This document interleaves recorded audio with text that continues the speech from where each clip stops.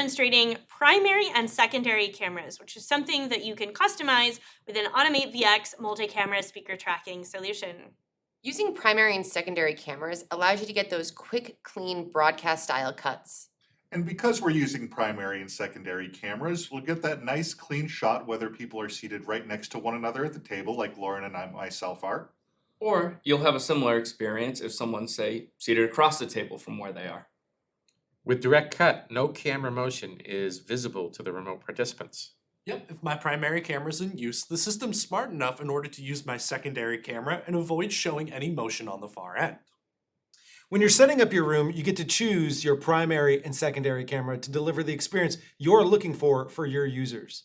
To learn more about primary and secondary cameras and other great features within Automate VX, please reach out to your Crestron sales representative.